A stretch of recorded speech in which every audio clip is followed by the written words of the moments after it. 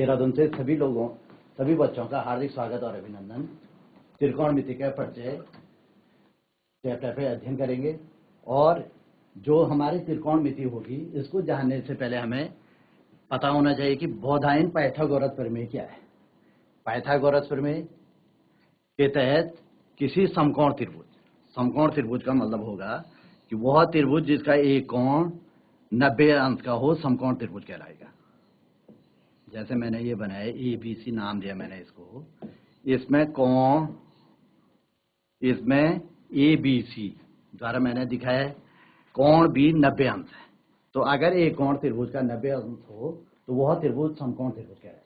तो समकोण त्रिभुज के कुछ गुण होंगे जिनको भारतीय गणितज्ञ बोधायन और पाइथागोरस ने मिलके बोधायन पाइथागोरस नामक प्रमेय दी। तो समकोण त्रिभुज के ठीक सामने की भुजा होगी कर्ण और ये सबसे बड़ी भुजा भी होगी। तो पाइथागोरस प्रमेय के अनुसार सबसे बड़ी भुजा यानी कर्ण पे बना वर्ग, कर्ण का वर्ग बराबर शेष दो भुजाओं पे बने वर्गों के योगफल के बराबर होता है। अगर मैं इसको लंब नाम देता हूं और इसको आधार, तो कर्ण का वर्ग बराबर हो जाएगा लंब का वर्ग धन आधार का वर्ग।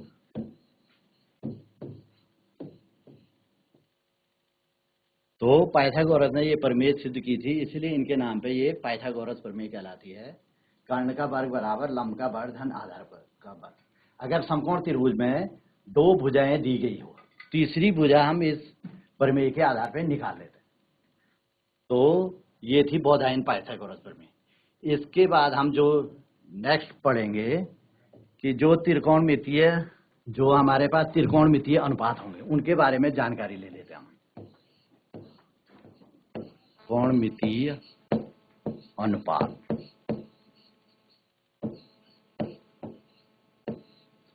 त्रिकोणमितीय अनुपात से मतलब है कि जो अभी हमने समकोण त्रिभुज देखा और इसमें पाइथागोरस प्रमेय देखी, तो जो त्रिकोणमितीय अनुपात को समझाने से पहले मैं चाहूंगा कि कैसे हम डिफाइन करेंगे कि कौन लंब है, कौन आधार है, कौन कर्ण है। एक चीज तो क्लियर है कि 90 अंश के ठीक सामने की भुजा जो होगी वो कर्ण कहलाएगी। अब बचा दो भुजाओं का कौन लंब होगा, कौन आधार होगा। इसमें बहुत क्लियर कॉन्सेप्ट है कि जो कोण है उसके ठीक सामने की भुजा लंब कहलाएगी और जो बचेगा वो आधार होगी। अब मैं एक चित्र और बनाता हूं जिसमें लंब और आधार परिवर्तित होते हुए दिखेंगे। अगर ये समकोण त्रिभुज है ABC, इसकी ये कर्ण तो निर्धारित हो गए कि ये कर्ण होगा, और अगर मैं C को कोण मानूं थीटा, तो ठीक इसके सामने की भुजा कहलाएगी लंब और जो बचा वो आधार। दूसरी स्थिति ये बनती है इसमें कि अगर ये समकोण त्रिभुज है तो इसके 90 अंश के सामने की भुजा तो कर्ण हो गए, कर्ण का तो स्थान बिल्कुल निश्चित है। अगर यहाँ पे मैंने नाम दिया है इसको ABC, तो अगर कोण ये मानूं मैं थीटा, तो इसके ठीक सामने की भुजा, कोण के सामने की भुजा लंब हो जाएगी और जो बचेगा वो आधार हो जाएगा।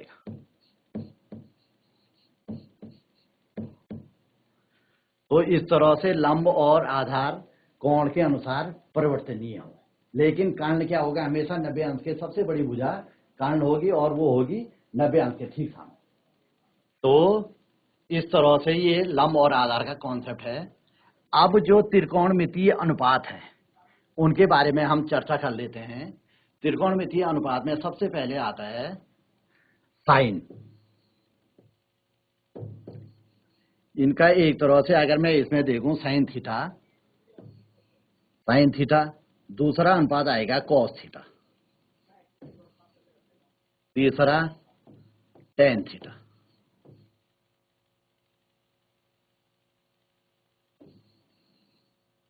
कॉट, सेक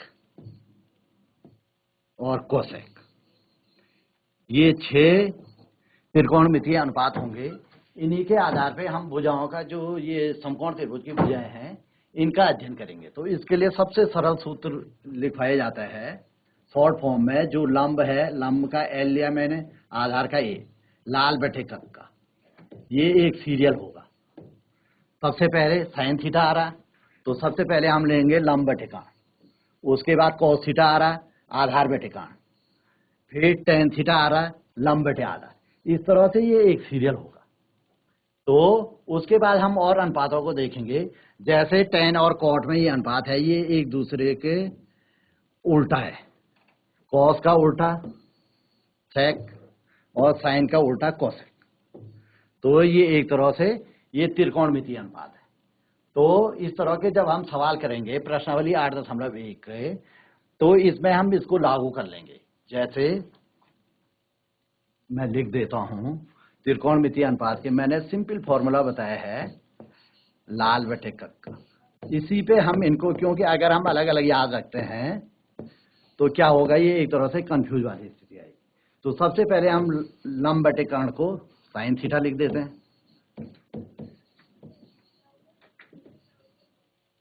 आधार बटे कर्ण को कॉस थीटा, लंब बटे आधार को टेन थीटा।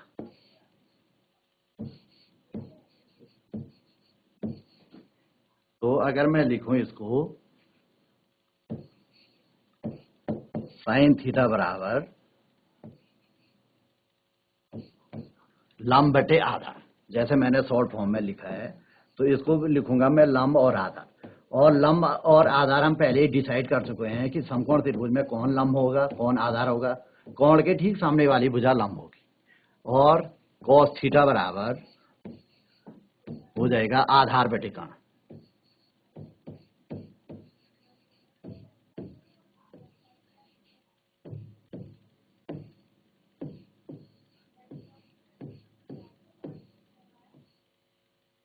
उसके बाद tan theta,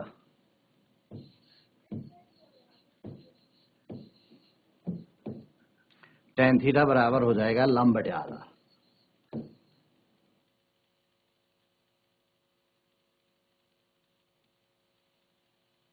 sign cos ten का ही आएगा। उसके बाद कॉट,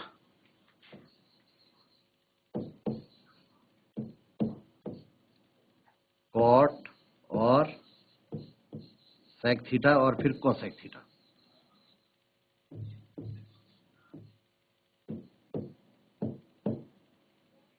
तो कोसेक थीटा में हो जाएगा साइन कॉस टेन। मैंने कहा था कि टेन का उल्टा कॉट है, तो आधार बटे लंब, यानी साइन कॉस टेन। उसके बाद कॉट के लिए हम इधर आ जाएंगे आधार बटे लंब।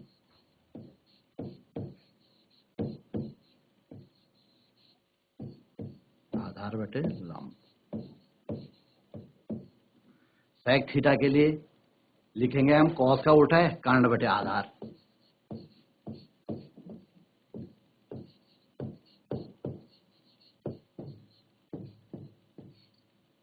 कोसेक थीटा साइन का उल्टा है तो लंब बटे आधार।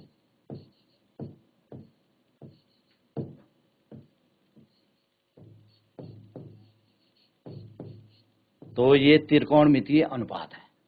अब इस पे आधारित हम सवाल करेंगे। प्रश्नावली 8.1 के सवाल होंगे।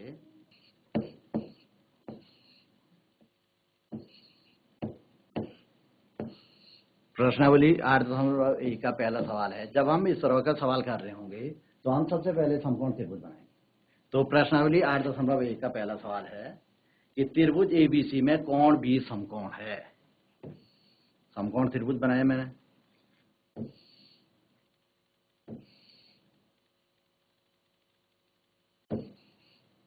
ए बी सी समकोण त्रिभुज है। फिर ये लिख रहा है कि कोण समकोण बी ये 90 डिग्री है। 90 डिग्री होने पे फिर ये लिख रहा है कि ए बी 24 सेंटीमीटर। जो ए बी वाली भुजा है ये है 24 सेंटीमीटर।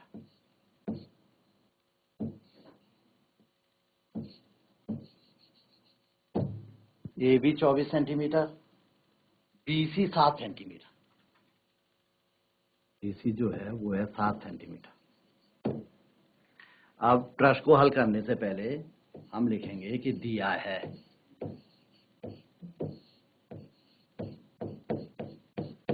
क्या क्या दिया है। समकोण त्रिभुज ABC में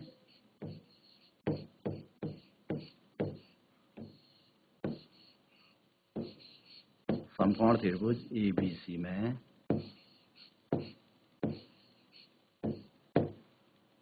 कोण B बराबर 90 अंश। इसका मतलब ये होगा कि जो AC होगा ये कर्ण हो जाएगा। अगर ये 90 अंश है, इसके ठीक सामने की भुजा कर्ण हो जाएगी। उसके अलावा हमें दिया है AB की जो वैल्यू है वो दे रखी है 24 सेंटीमीटर। BC की वैल्यू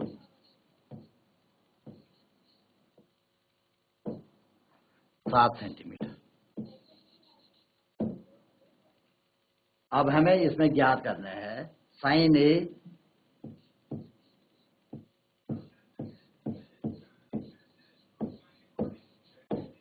ज्ञात करना है, इसमें ज्ञात करना है साइन A और कॉस A।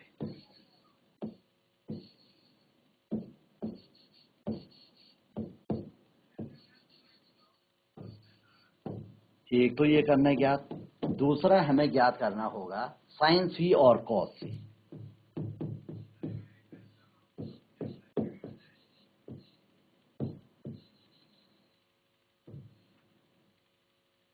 ये मान हमें ज्ञात करने। तो सबसे पहले हम साइन A ज्ञात करने के लिए क्या करेंगे कि वही जो मैंने अभी फॉर्मूला लिखाया था साइन थीटा बराबर लंब बटे आधा, तो उसका हम प्रयोग करेंगे। हम क्या लिखेंगे, साइन A बराबर लंब बटे आधा।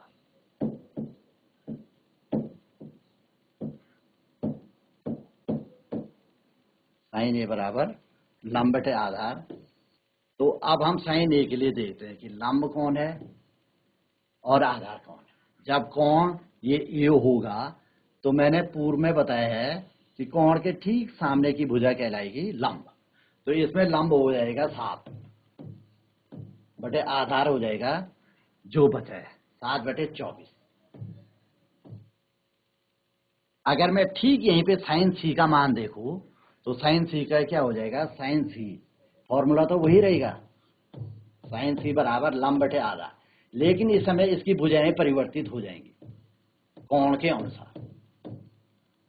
परिवर्तित कैसे हो जाएंगी, अब कोण क्या है, C है, तो अब इस स्थिति में लंब हो जाएगा 24, लंब 24 हुआ और जो बचा वो आधा 24 बटे 7 है। तो दोनों साइन के वैल्यू, लेकिन साइन ए में कुछ और हो रहा है और साइन सी में कुछ हो रहा है।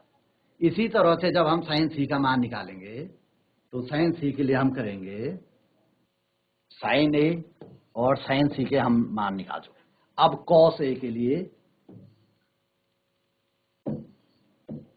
वही जो मैंने कहा था कि शुरू में हम इसको दिखाएंगे, सरल रूप में लिखेंगे हम इसको लाल बटे कक्का। इसके अकॉर्डिंग जो सीरियल बनेगा साइन कॉस आधार बटे कर्ण, ये हो जाएगा आधार बटे कर्ण।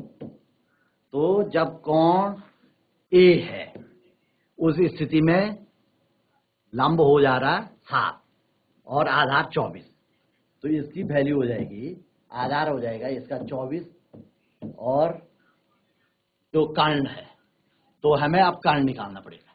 तो तीसरी भुजा निकालने के लिए मैंने कहा था कि पाइथागोरस प्रमेय का हम प्रयोग करेंगे। तो पाइथागोरस प्रमेय के अनुसार जो ये है सबसे बड़ी भुजा कर्ण, कर्ण का वर्ग शेष दो भुजाओं के वर्गों के योग के बराबर हो। अगर मैंने लिखा कर्ण का वर्ग बराबर लंब का वर्ग धन आधार का वर्ग, तो कर्ण का वर्ग हमें निकालना है, तो लंब का वर्ग हम करेंगे लंब, तो लंब 24 या 7 में से किसी एक को भी मान लेते हैं। मैंने फिलहाल 24 को लंब मान लिया। 24 का वर्ग धन 7 का वर्ग। 24 का वर्ग का मतलब होगा 24 को हम 24 से गुणा करेंगे। अगर मैं 24 को 24 से गुणा करूं तो देख लीजिएगा, 24 को 24 से गुणा करने पे 4 चौको 16, 4 दूनी 8, 96,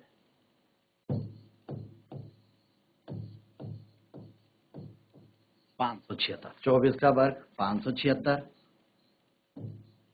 7 का वर्ग का मतलब होगा 7 को 7 से गुणा करना, 49। दोनों को जोड़ा मैंने 625। 625 जो वैल्यू होगी वो कर्ण के स्क्वायर की है। दोनों पक्षों का मैंने अंडर रूट लिया तो कर्ण बराबर 25 निकल गया। जो कर्ण की वैल्यू होगी वर्गमूल निकालने पे ये 25 हो गई। अब cos A आधार बटे कर्ण, जब कोण A है तो इसका लंब 7 है और आधार 24 है, 24 बटे 25।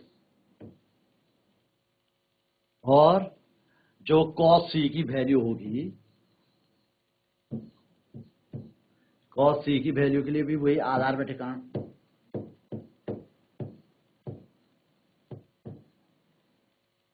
तो अब आधार जब cos C है ये वाला कोण, तो उस समय लंब हो जाएगा, ये आधार हो जाएगा ये 7 बटे 25। तो इस तरह से हम इस तरह के काफी सवालों को एक साथ कर पाएंगे। तो जितनी भी इस प्रश्नावली के क्वेश्चन है ये पूरी इसी तरह से हल होंगे। ये जो त्रिकोणमितीय अनुपात हैं, 2 भुजाएं दी होगी, तीसरी भुजा पहले हम पाइथागोरस प्रमेय से निकालेंगे। पाइथागोरस प्रमेय से जब हम निकाल रहे होंगे तो हमें सूत्र आना चाहिए कर्ण का वर्ग बराबर लंब का वर्धन आधार का वर्ग। इसी का हम पक्षांतर करके तीसरी भुजा निकाल पाएंगे। और जब तीसरी भुजा निकल जाएगी तो जो हमारा सिंपल फॉर्मूला है इसको याद रखने का शॉर्ट तरीका लाल बटे का sine cos tan cot sec cosec, एक पूरा सीरियल है, तो इसको हम कर लेंगे। उसके बाद आता है इसमें कि जो त्रिकोणमितीय मान है उनको निकालने की विधि।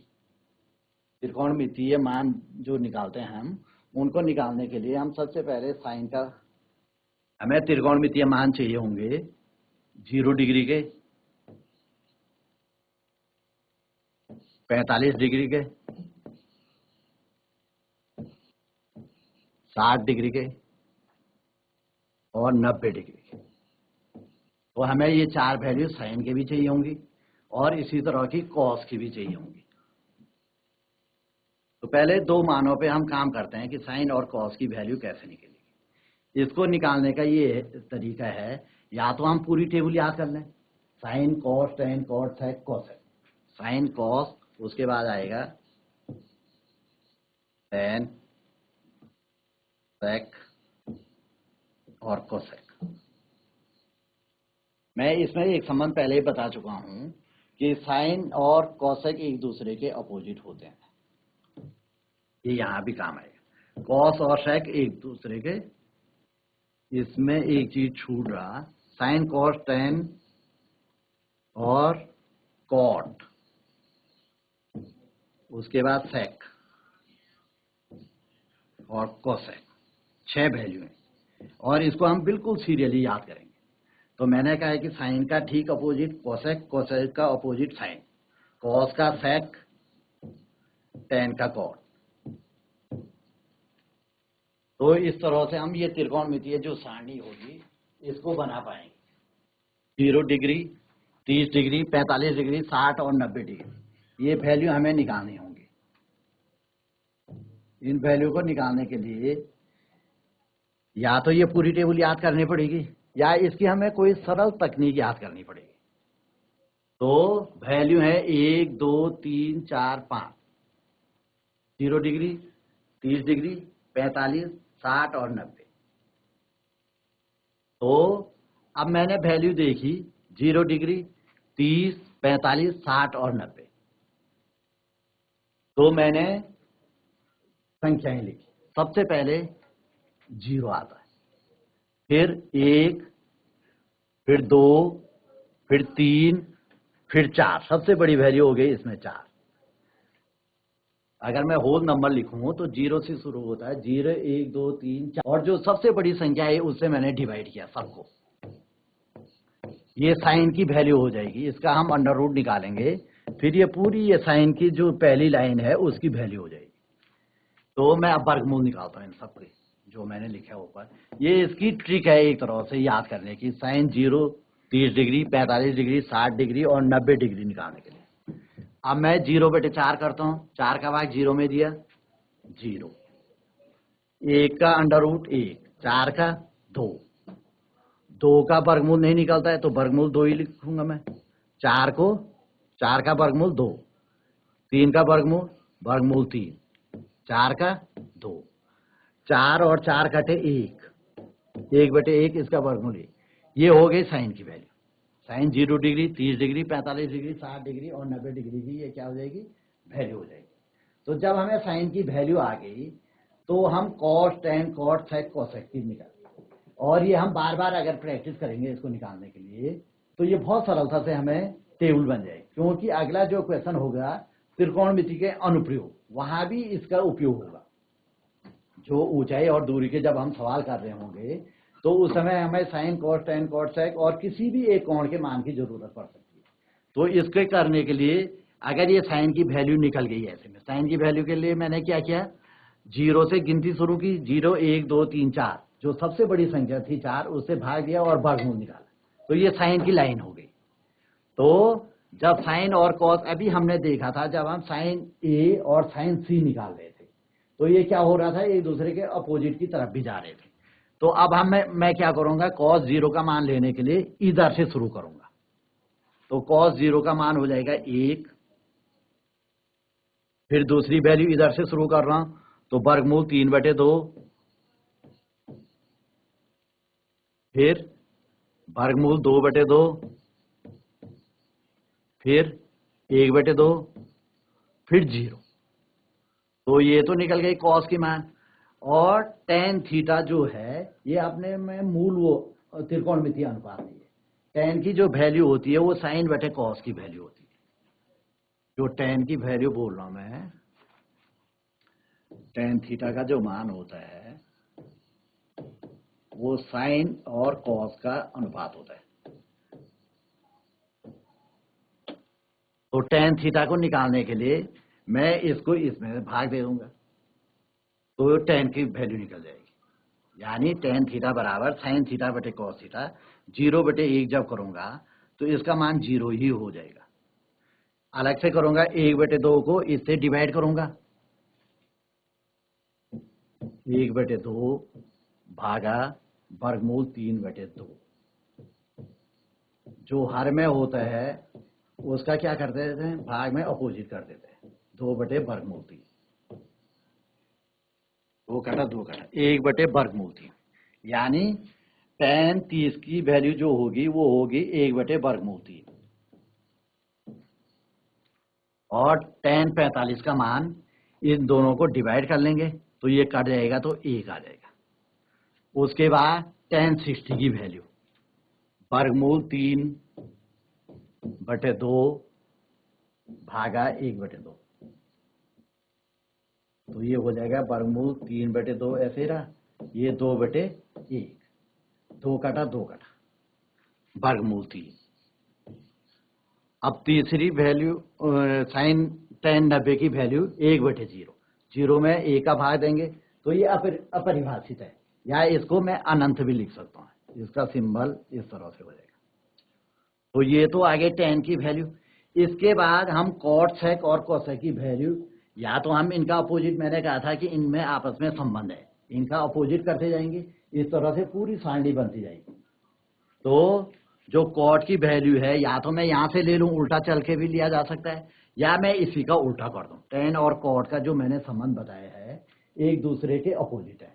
तो tan 0 का जो अपोजिट होगा वो होगा अनंत, इंफिनिटी। 1/वर्गमूल 3 का अपोजिट वर्गमूल 3, 1 का अपोजिट 1, वर्गमूल 3 का अपोजिट 1/वर्गमूल 3, जो अनंत है उसका अपोजिट 0। ये कौन से संबंध से हुआ, tan और cot का जो संबंध है आपस में। उसके बाद मैंने कहा है कोसेक और शेक आपस में एक दूसरे के अपोजिट होते हैं। तो कोसेक का अपोजिट ले लूंगा मैं, ए का अपोजिट, अपोजिट का मतलब बटे करना, एक वर्गमूल 3/2 का, 2/वर्गमूल 3। फिर है वैल्यू वर्गमूल 2/2, इसका अपोजिट 2/वर्गमूल 2, इसका अपोजिट 2/1, 0 का इन्फिनिटी आ जाएगा। इसके बाद साइन और कोसेक में भी ठीक वही जो मैंने कहा है कि एक दूसरे के अपोजिट है। तो जो साइन के मान होंगे 0, 30 डिग्री, 45 डिग्री, 60 डिग्री, 90 डिग्री, उसका हम अपोजिट कर लेंगे। तो 0 का उल्टा है इन्फिनिटी, 1/2 का उल्टा 2/1, यानी 1 लिखेंगे उसको। फिर वर्गमूल 2/2 का अपोजिट 2/वर्गमूल 2, फिर इसका अपोजिट वर्गमूल 3/2 का 2/वर्गमूल 3। 1/0 का अपोजिट हो जाएगा 1 का अपोजिट 1। इस तरह से ये पूरी टेबल बन गई। जितने भी हमें मान चाहिए होंगे तो हम ये पूरे मान निकाल सकते हैं। तो इसका प्रयोग हम ऊंचाई और दूरी और सारी जगहों कर पाएंगे। तो इस तरह से ये साइन 0 डिग्री, 30 डिग्री, 45, 60 और 90 की वैल्यू होगी, और ये लगातार क्या होती जाएगी, निकलती जाएगी। इसका प्रयोग हम ऊंचाई और दूरी वाले चैप्टर में करें। बहुत बहुत धन्यवाद।